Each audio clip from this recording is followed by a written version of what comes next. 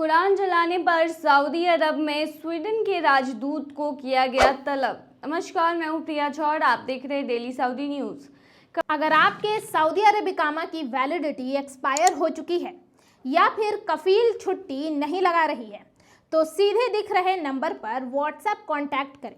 महज 3 से 4 दिनों के अंदर अंदर एम्बेसी के जरिए खरूज लगाकर श्योर गारंटी के साथ आपको आपके वतन पहुंचाया जाएगा।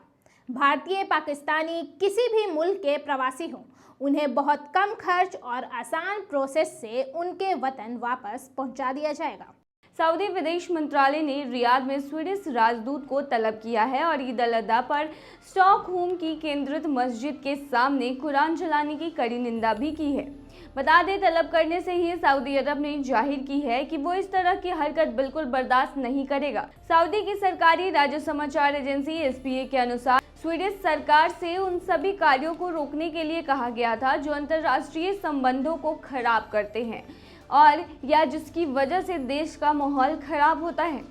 बता दें, बयान में कहा गया है कि बुधवार 29 जून को सऊदी विदेश मंत्रालय ने एक बयान में स्वीडन में स्टॉकहोम सेंट्रल मस्जिद में ईद अल अधा यानी कि बकरीद की छुट्टियों के दौरान एक चरमपंथी द्वारा पवित्र कुरान की कॉपी जलाने की कड़ी निंदा की थी। विदेश मंत्रालय ने कहा कि बार बार की गई हरकतों को किसी भी औचित्य के साथ स्वीकार नहीं किया जा सकता है।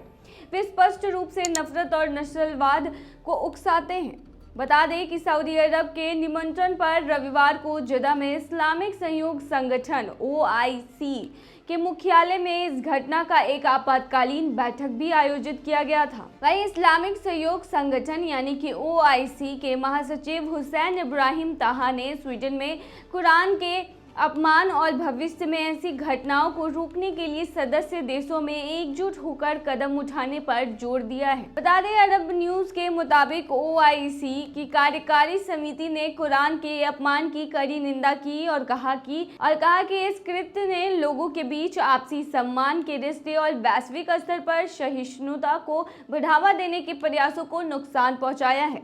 हुसैन इब्राहिम ताहा ने स्पष्ट संदेश देने पर जोर दिया है कि कुरान का अपमान और इस्लाम के पैगंबर के प्रति अनादर इस्लामोफोबिया के सामान्य मामले नहीं है।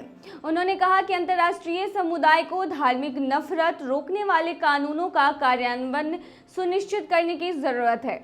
आपको बता दें, स्वीडन में बकरीद के मौके पर कुरान जलाने की घटना सामने आई थी।